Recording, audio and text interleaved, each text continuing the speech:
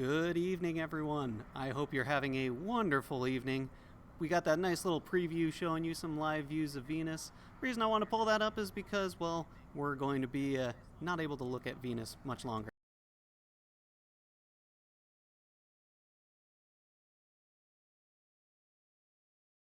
Now, why is that, you might ask? Well, let's go ahead and actually see where Venus is in the sky right now by doing a quick look at Stellarium here.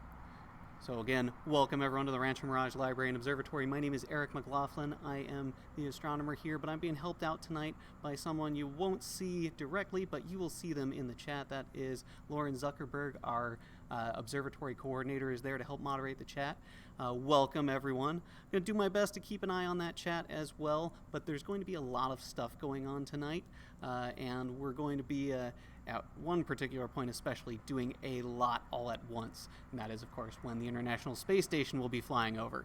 And I'll talk more about that in just a second, but again, looking at this particular view of Stellarium, you'll notice something, and that is a distinct lack of Venus. And when looking here, well, that's because Venus is already so far down near the horizon. Our horizon line, as shown on here, is located right down at this zero line here, and so you can see the sun is well down. Mercury is about to reach our true horizon, and Venus is on its way down there as well. So it's nice that we've been able to get a quick look at Venus here, but we will be losing that just because once it drops below that 15-degree mark, which it really is doing right now, eventually a telescope starts to complain and say, I don't want to go any lower. So it will be doing that very shortly. So I thought I'd give us a nice view there.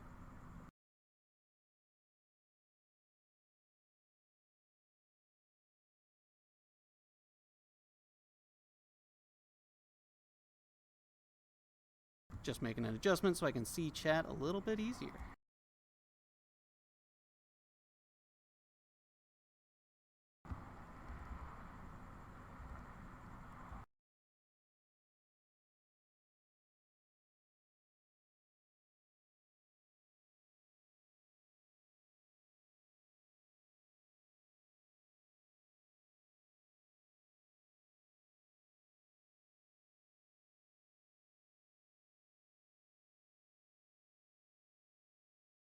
Hello everyone again.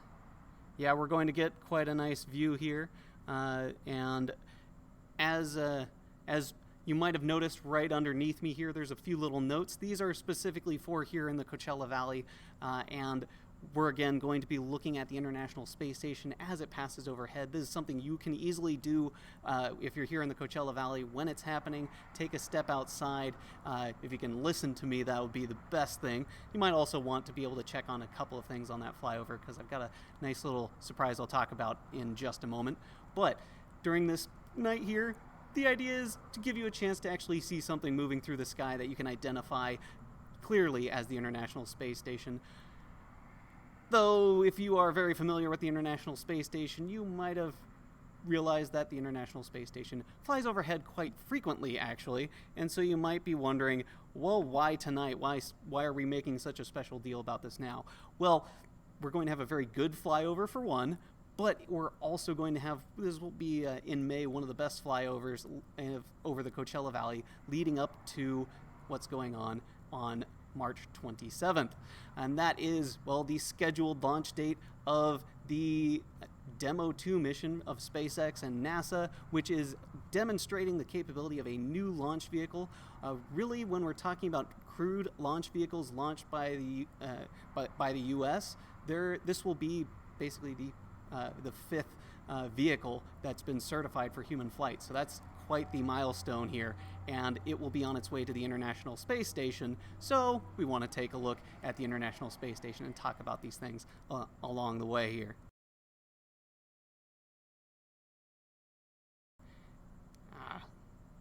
Yes, I see we have some viewers from Menifee. You'll have a really nice view of the western horizon, most likely, compared to here, so we have a very, well, good-sized mountains over there. But we'll be tracking our view in a number of different ways here, and I'll get to that in just a few minutes. But first, I've got a few little bits of information I want to go over with you so you know what we're expecting here tonight.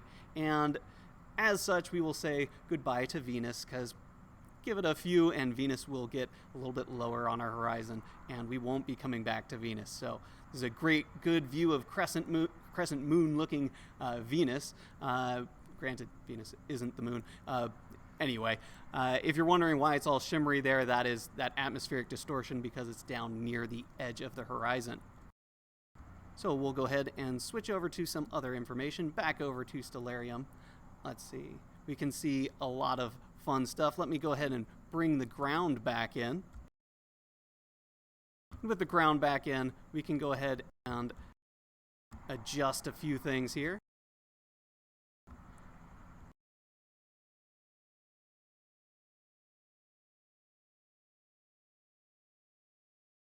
Now, this particular view is great, mostly because where we're expecting the International Space Station to fly over from is from the southwest. Nicely centered here. And where we're going to expect to see it is it'll be rising over our mountain peaks here, at least where I'm situated here in the observatory. It will rise right about here and go quite high into our sky, and we can actually advance time in Stellarium and take a look at that.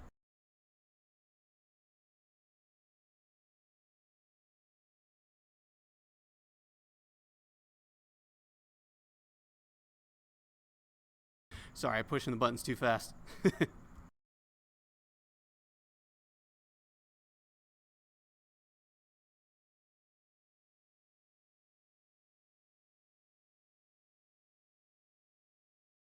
There goes a different satellite.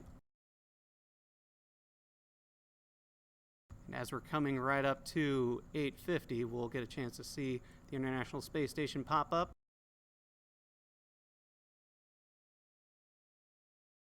That's not it on the left. That is a different spacecraft. Here it comes. There it is. Now, let me slow this down a little bit.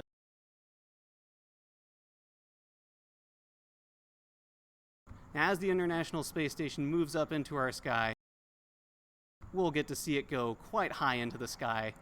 And I've got a little landmark I've picked out in the sky that we will be paying special attention to. It is right down under here, below Leo here, because the International Space Station is going to go really close to this star, which is a really good landmark for me to point our main telescope up there. And so when the International Space Station is going overhead, actually got the telescope pointed in that direction, and we will go ahead and look for the International Space Station to zip through the field of view there. While the telescope is capable of tracking the International Space Station across the sky, it is both currently not set up to do so, and the dome doesn't move quite fast enough to do so. So right around there, we'll see it actually pass up. I'm pointing at the wrong star. That was the star I meant to point at.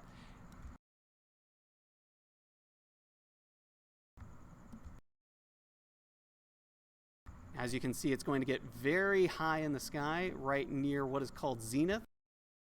That is the point you see right here. That is directly overhead. And so we're getting up about 80 degrees above the horizon, which will be very close to straight overhead for us.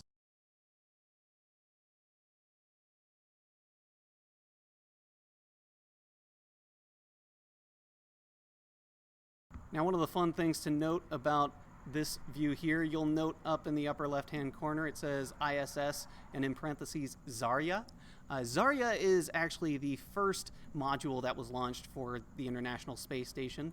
It is essentially Russian for dawn. It is a reference to the fact that this spacecraft was a new era, the dawn of a new era of cooperation in space, and that is really something that has worked out really well in space exploration. Having a lot of cooperation up there has allowed us to do a lot of things on the International Space Station and end up with a much bigger project up there than we otherwise would have been able to by ourselves.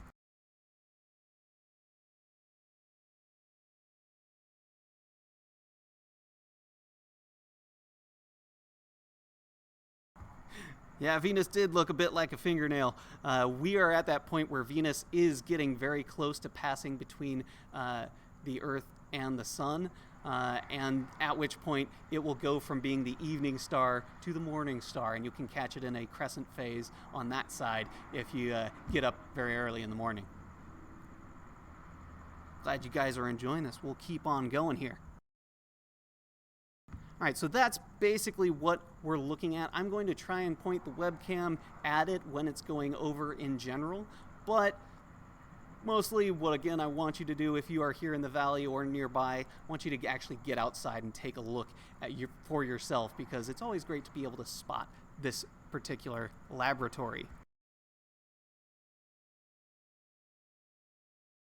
Now, I mentioned that there is a mission going up to the International Space Station. That mission is being flown on a SpaceX Dragon 2 spacecraft. It'll be the second flight of such a spacecraft to the International Space Station, and that is because the first one was an unmanned test flight, Demo 1, and this is the final really shakedown cruise of this particular type of spacecraft, and so we can expect a lot more in the near future.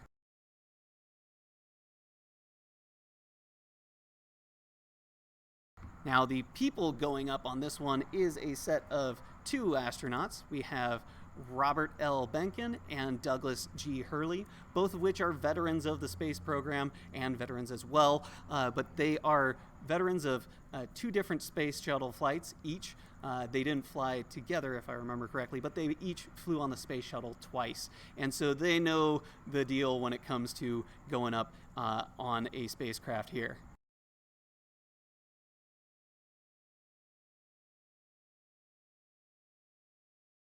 I see a question, how to spot Venus. Right now, the best way to spot it is to just look west right after sunset as twilight sets in. You should see a big bright light in the sky, and it will stay up there for a good while. And in fact, right now, our view of Venus is so bright that, well, if you want to know how bright of an object you should be looking for if you missed it, you should just keep an eye out for the International Space Station, because the International Space Station tonight will be on par competing for the brightest object in the night sky with Venus.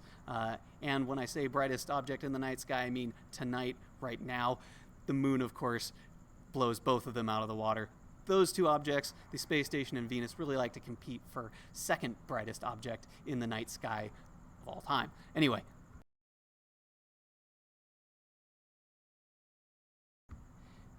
Yes, I am in Rancho Mirage. I am actually a bit closer to the mountains than a significant chunk of Rancho Mirage, so I lose Venus a bit earlier. And in fact, it's still up right now. It's just behind the observatory, so can't quite see it myself right now, and again, the telescope will stop tracking it here soon. How far from the Coachella Valley can the space station be seen tonight? That is an excellent question, and actually I'm going to jump to a different view I've got, one that we will be referencing quite a bit. This is our monitoring view with a number of different things. We can still see what we've got going on here. I still have stellarium up here, and let me actually get that back onto current time. And I've got a view here, which again, I'm going to be pointing the camera here up to look for the International Space Station, but we can also see down on the lower left a nice map of where the International Space Station is. The green circle around it indicates where the horizon for the International Space Station is as it's going around the Earth. This particular view is designed by the European Space Agency and is a great one for tracking where the space station is relative to the entire globe. And you can actually see quite readily it's going to pass very near us here. And in fact, there's a good swath of the country that should actually get a good view of the International Space Station. The other view I've got over here is one from the International Space Station's high-definition Earth View experiment. It is a constantly live streaming service. You can always check out these particular views if you look for HDEV, HDEV experiment, and International Space Station. You will find that quite readily. It is a great view, and right now we've got a good view of actually part of the Earth as it's getting close to sunset here. The angle here, I believe, is off the port side of the spacecraft, off of this side here looking out into the Pacific. So we'll get a good amount of light for a good while as it moves up northward. Now, the other things to note on the right is I have a whole bunch of extra information over here. These, again, are the approximate times of these particular landmarks. Appears and disappears are literally the space station passing above the horizon and then passing back below it again. At meridian means that the International Space Station will pass the line that connects due south with due north overhead. And so if you cross that, connect those 2 points on the horizon by going directly overhead, that is what is called the meridian. And so that means it's about halfway across its journey there, but culmination refers to the highest point in the sky that the spacecraft will get, and that happens really right before 9 o'clock. And then I have a couple of other lines down here. We have the azimuth of each of those particular points. Azimuth refers to the compass heading. So again, 223 is very close to directly southwest. And since the meridian connects north with south, this just indicates that it will pass south of directly overhead, and it will do so at a height of 77 degrees above the horizon. Again, culmination, its highest point in the sky, will be at 80 degrees above the horizon at an azimuth of around 135. So that will be very close to straight overhead, but it will be to the southeast. And so that is a good overview of what we're looking at here. And we're actually very rapidly getting ready to have this flyover. This is going to be a lot of fun. Now, let me actually do a few things. I need to make sure that big telescope is pointing in the right place so we don't miss that quick zip by of it. So I'll be right back. Keep enjoying this view.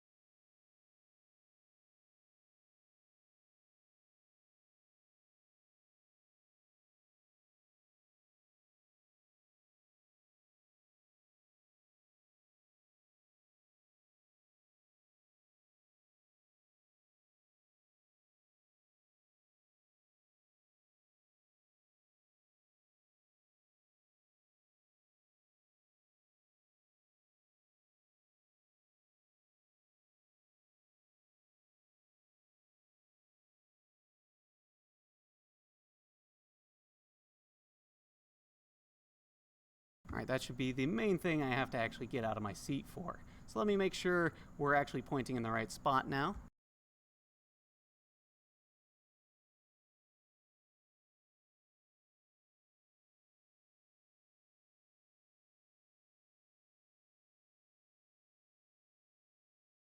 We are in the right spot. That view right there, that little speck of light, is that N Leo. That is my reference star. The space station should pass approximately around about 3 arc minutes away from this star, and this field of view is roughly 15 arc minutes by 15 arc minutes, and 15 arc minutes is a quarter of a degree.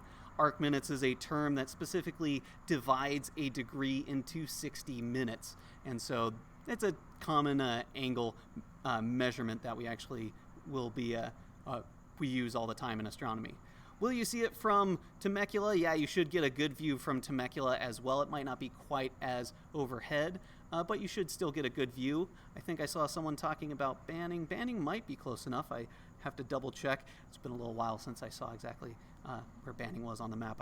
Oh yeah, no, Banning is in between us and Temecula. Excuse me, of course, yeah, you should be able to see it too in Banning.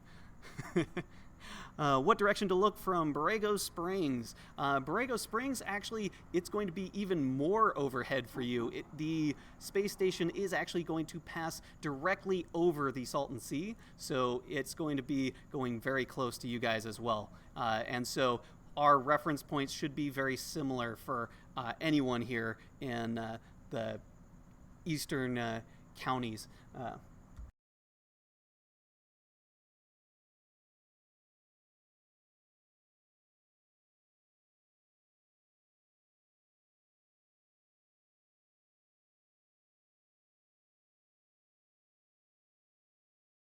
Alright, so once again, this is my nice little reference star, but I've increased the gain on the camera right now to make sure I was actually pointing at the star. I'm going to maneuver it into very close towards the center. I actually want it a little bit down below center to actually get really good positioning for the space station to fly by. So give me a second while I adjust the main telescope with the handy-dandy video game controller.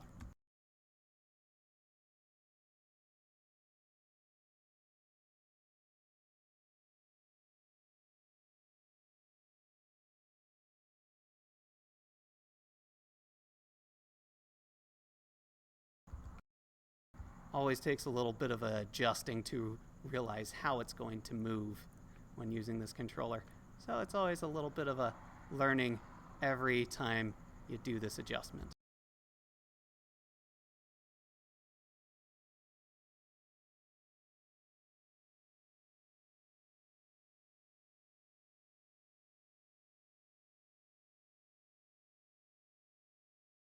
There we go, that should be a good spot there. It's pretty close to where I want it. We should get a decent flyby, I think, from there. Might adjust it slightly.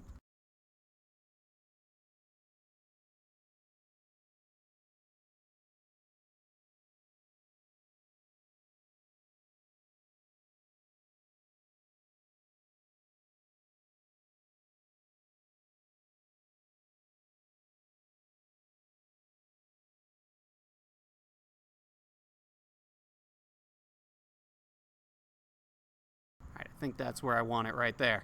Okay, so this is going to be getting going here very soon.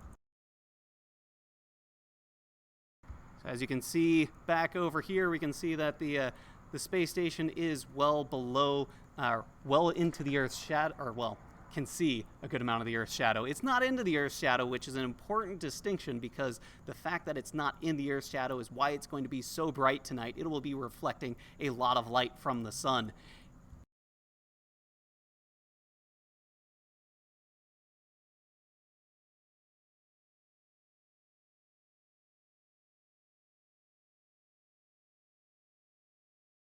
Okay, it should be getting close to our horizon right about now.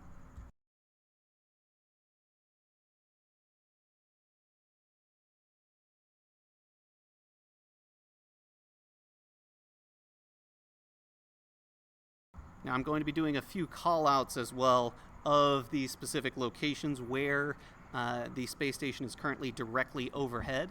And that'll give you an idea of exactly how fast the space station is moving when I give you a few landmarks along the way.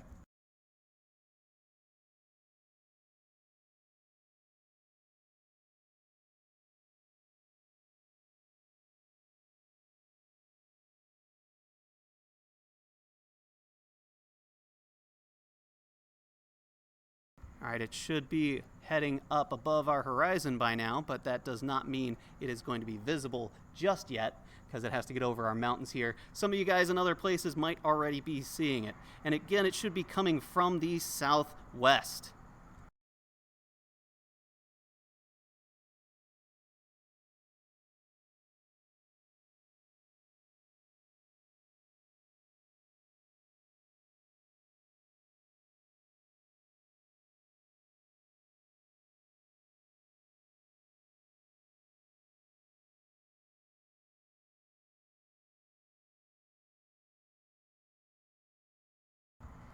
You might see it depending on where you are. You should be looking again to the southwest for it. It'll be very bright when it comes up over the mountains. And as you can see in the view of Stellarium here, that indicates that it's still not yet over our mountains here. It's above the true horizon, but not over the mountains.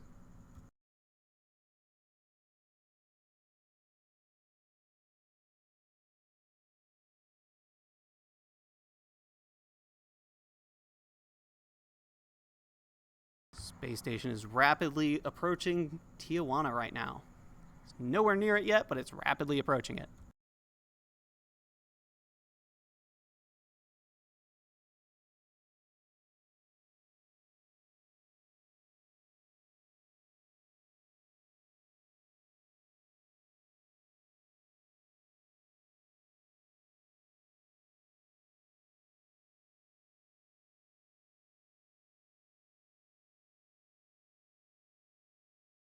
At any second now, I should be able to actually spot it relative to that, since it's visible on Stellarium there.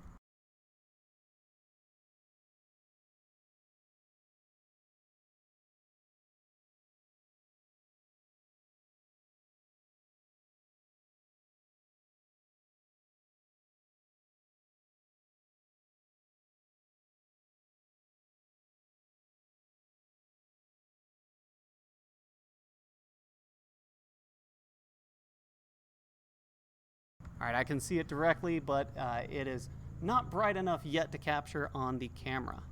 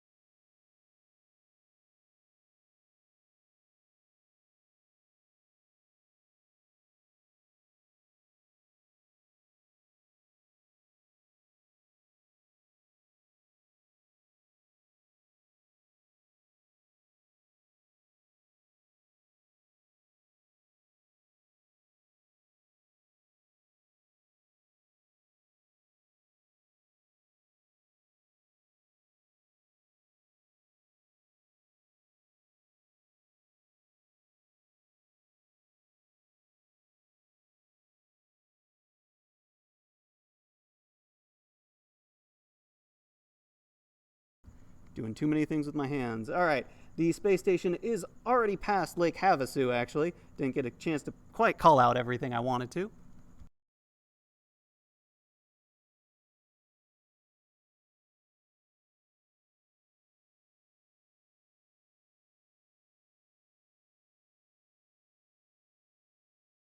Now it's heading over the Grand Canyon.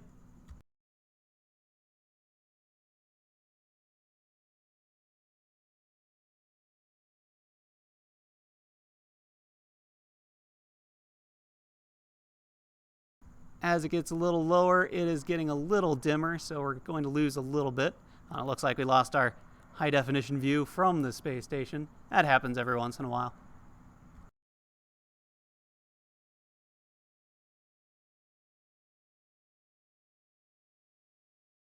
So I'm not going to be able to keep the camera on it too well, but I hope you can still see it. It is heading to the northeast right now. You should be able to have a good view again if you can get outside and look in that direction.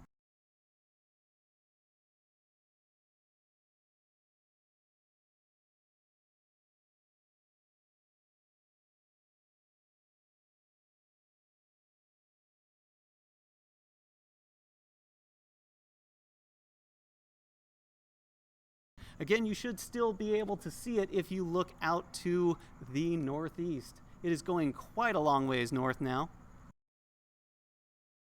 It just entered Colorado airspace, in fact.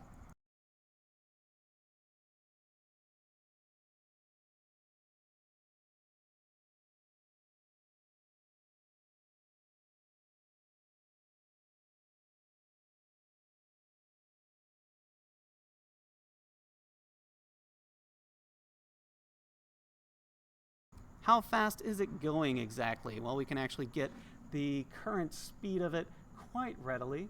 Let's see, I have a display for that over here. Current speed is 27,587 kilometers per hour. For those of you who want the metric, that is 17,142 miles per hour. I say metric. Metric is what I like. This is imperial. Current altitude is 262 miles, or 422 kilometers.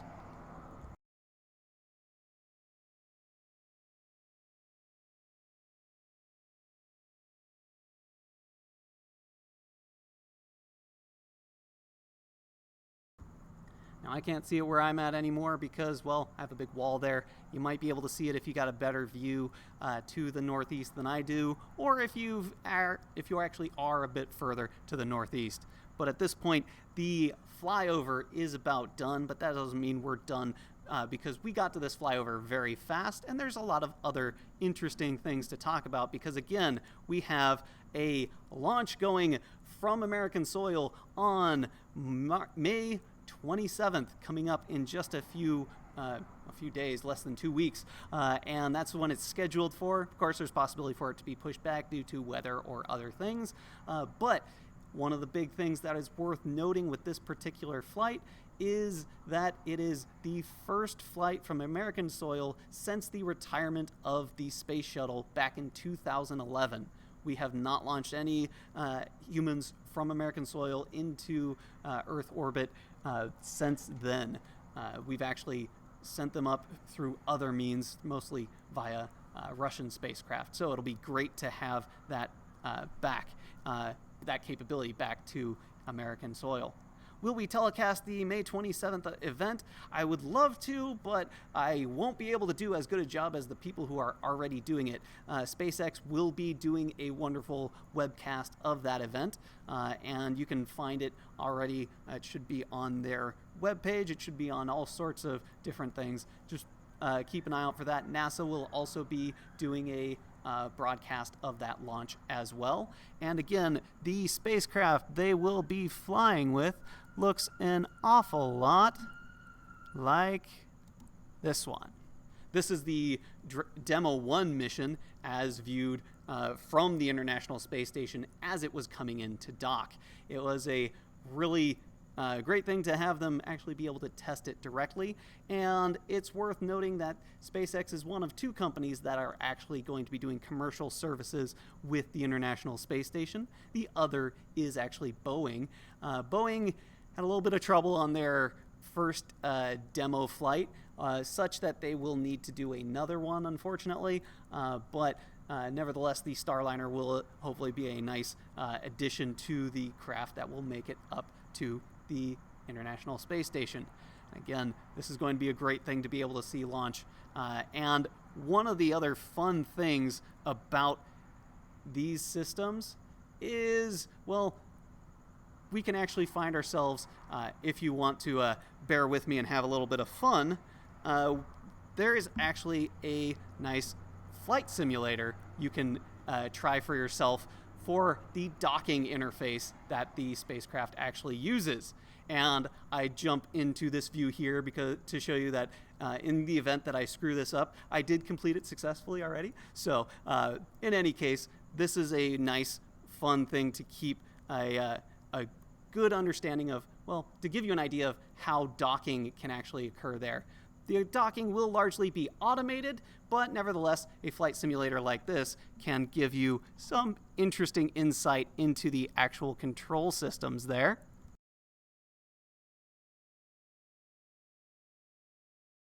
Now with this setup here, I can actually go ahead and start this up again, and these controls show you a number of different things, and it starts you way off to the side here in a very awkward orientation. Now what we're looking at here is the main ring in the center shows a number of things. It includes information about the ship's roll. That is, if you're looking straight down the nose of the spacecraft, roll is the rotation axis that goes straight down the spacecraft or aircraft or even boat. Pitch, however, is the rotation axis that passes through it. So if you pitch up, you angle up, pitch down, you angle down. And finally, yaw down here is rotating along a vertical axis, or one that passes straight through the top of the spacecraft in this regard. Now, the other things we can note is our relative speed, our range, and our coordinates in three-dimensional space. X is our distance from the docking port.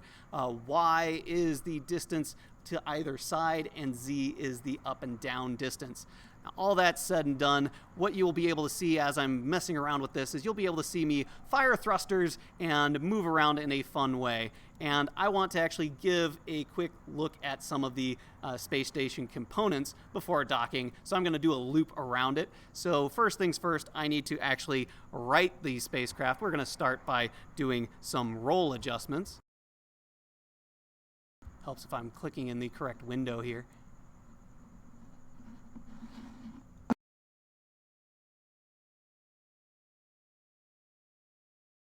Sorry, my mouse decided to fight with me there. Here we go. All right, let's do some roll adjustments here. Fire some thrusters that will spin us over. And the aim of this is to actually do the opposite of what I'm doing and take that number at the top of the circle down to less than 0.2.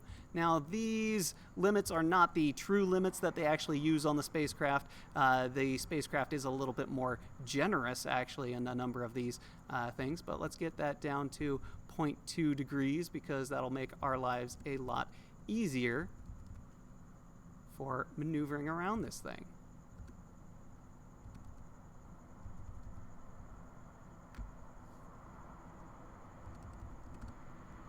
All right, there we go.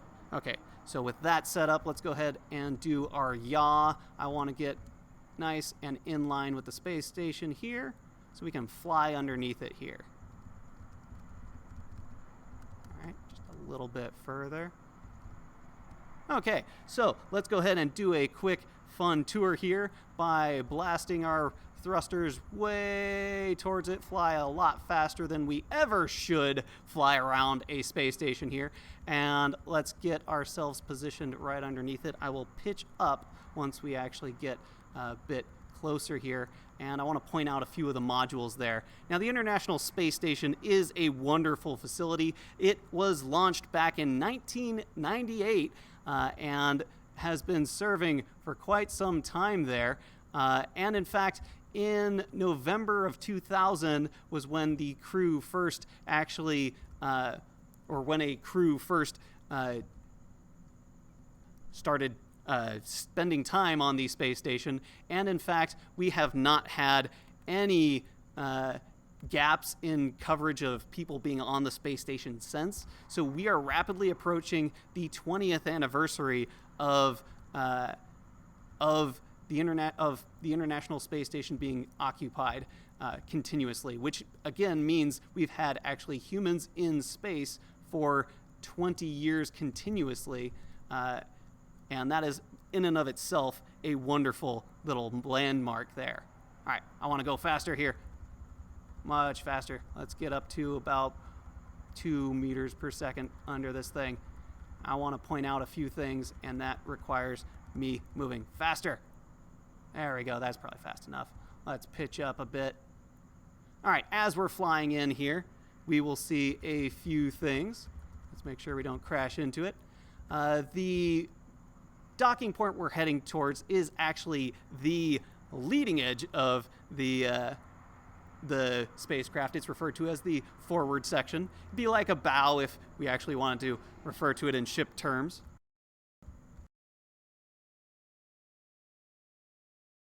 Pitch up a bit more there, and right in the front there is actually the let me not get it wrong. This one is the Harmony node right in the center there. Right there. We have the Japanese lab on the side, and another lab I'm blanking on. Just trying to pilot a bit too much. Clicked out of the window. Now I'm flipping everything over. All right. As we move further down, we can actually see a few more things. The Unity node sits right in the center of the station. It was the second module attached to the space station and is where a lot of the main center point of the space station is. Need to make some adjustments here. We need to go a bit more this way. Don't want to fly past the space station too much. All right. All the thrusters. And I apologize if you're getting a lot of the keyboard clicks. Let me actually do a quick adjustment while we're flying here, and then we shouldn't get as many keyboard clicks.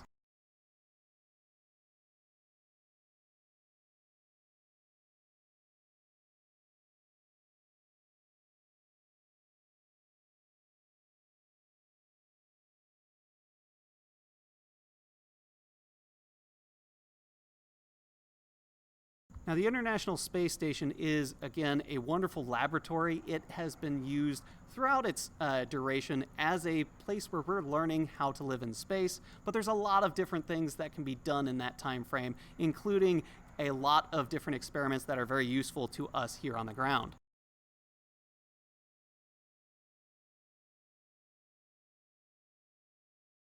Among those things include some interesting things that were sent up there not too long ago, including 3D printers that are very special.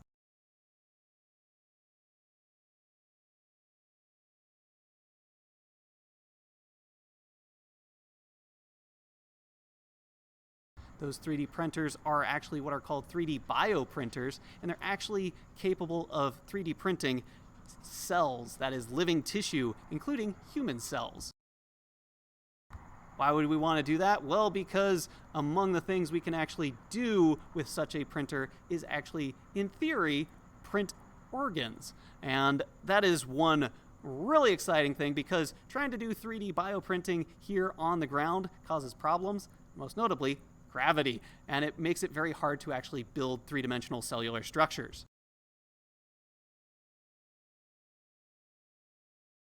And those three-dimensional cellular structures in microgravity on the space station work out just fine. And so with a bit of testing there, we can start to learn potentially how we might be able to print, again, organs that could be even based on the tissues of the recipient. That is, we would not have to worry about things like organ rejection, because the body would recognize the cells as being the cells of the recipient of the organ.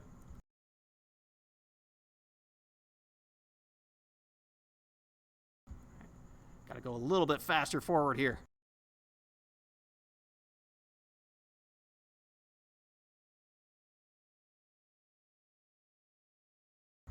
Ah, yes, there is a little module on here that is the beam. It's the Bigelow expandable activity module, Let me see if I can actually spot it. We should be going over the top of the space station here in a second, which might give us a decent view.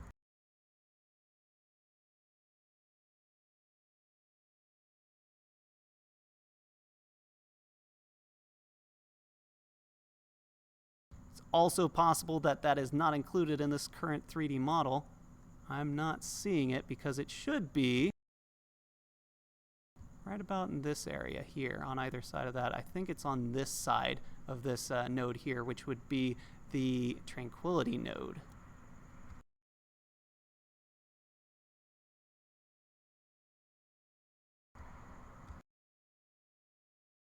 All right, let's go ahead and start bringing this thing in for an actual docking here.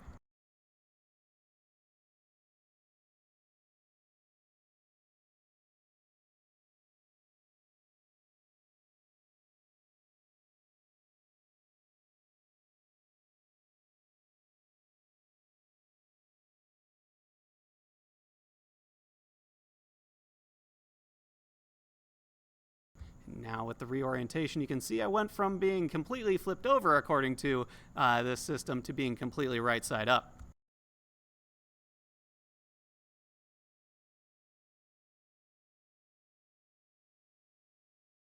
All the thrusters. Let's get down there as quickly as we can. Again, you would never do this with an actual spacecraft.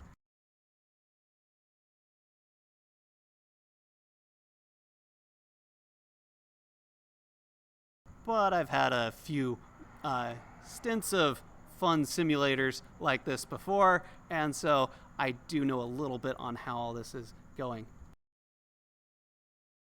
If you go to YouTube and enter NASA, you will find quite a lot of resources there. You might even find the information for the upcoming launch. I'm not sure they've posted those live stream links just yet, but NASA TV is always live on YouTube.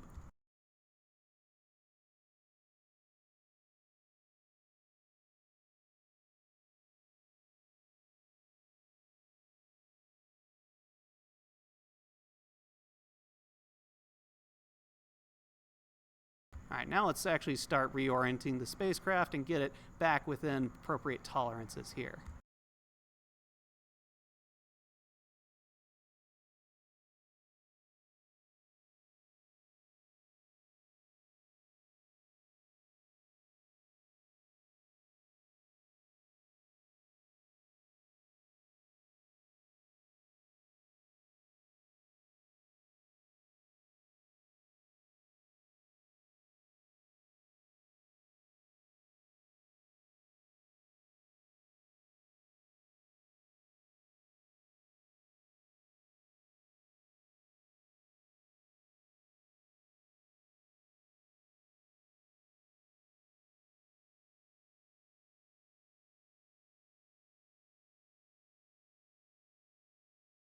Overshooting slightly, let's pull right back up into this little cone and get right in there.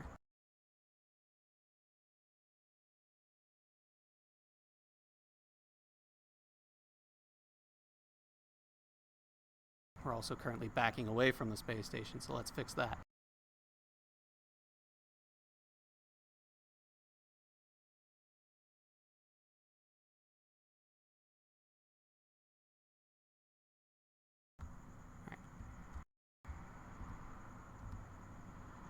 Just about there on yaw. Our orientation is right now, we just need to get over there, so let's do that as quickly as possible and try not to crash into the space station.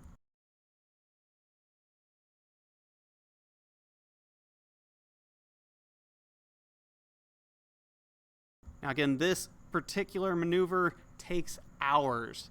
This is handled mostly by automated systems. Nevertheless, these controls, again, are the kind that actually sit in front of the astronauts while they are flying.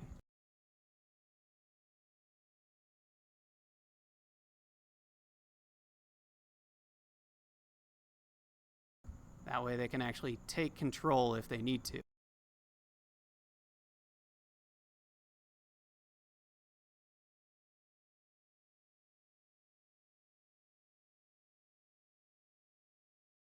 Alright, we're moving at a reasonable clip here. We'll be there in no time, so I need to just spend this time to get nice and centered. Again, docking spacecraft is a delicate business.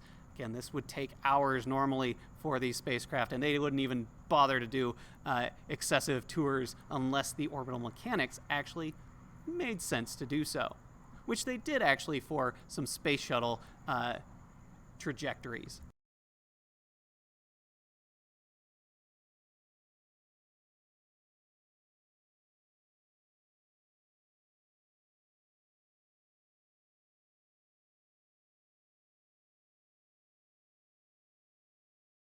All right, we're getting pretty close to lined up.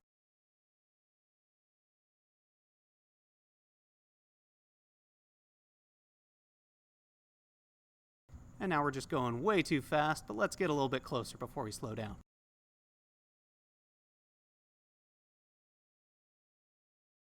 Now again, this procedure is going to be a great thing to actually see happen in real time. And I need to actually slow down very quickly now.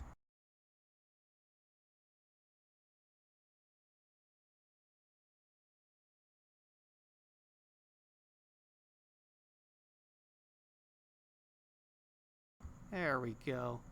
Now we're under control again.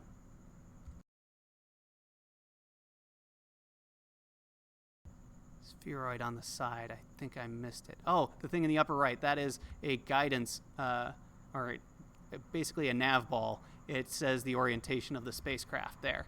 And so we have a nice little horizon shown on there.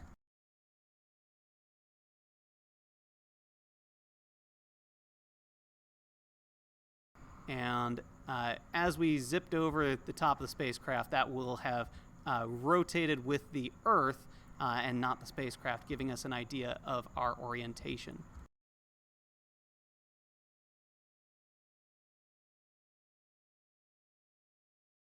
And this is the real delicate part. I am actually going too fast right now, so I will have to slow down as we get a little bit closer. We are about 10 feet out, 3 meters out. So we're almost ready to slow down and dock this thing.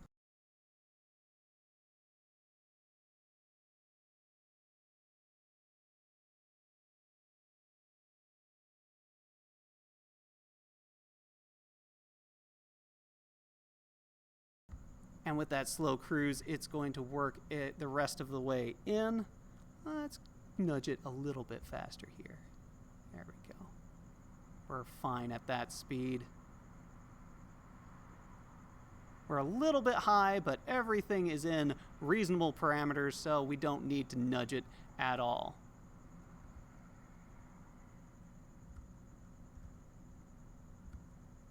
But I did anyway, because I'm a perfectionist like that.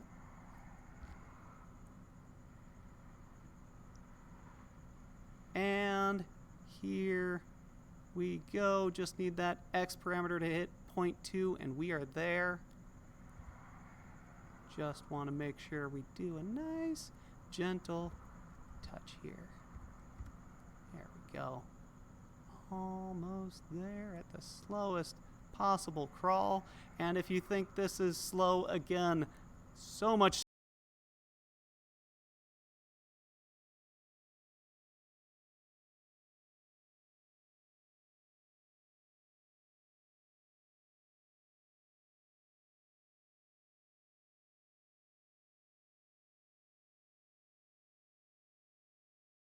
I am talking and not pushing the button. I apologize. Let me go ahead and try and get you a link to this if you want to try it out for yourself, because it is a lot of fun. And you might find the Easter egg that starts right behind you. There is a Tesla Roadster right behind the spacecraft at the start, so if you flip over, you can find that.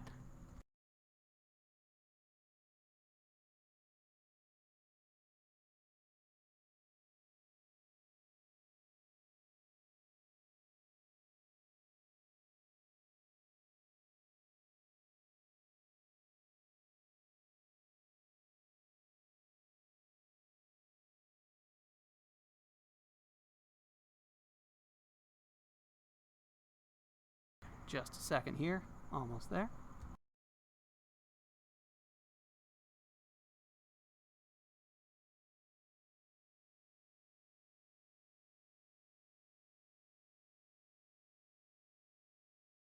All right, I'm just going to drop this right in chat here.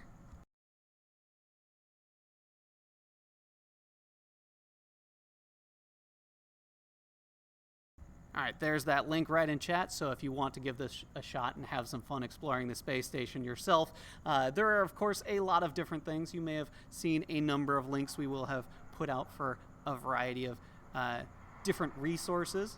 Let me actually show you what some of those resources actually were.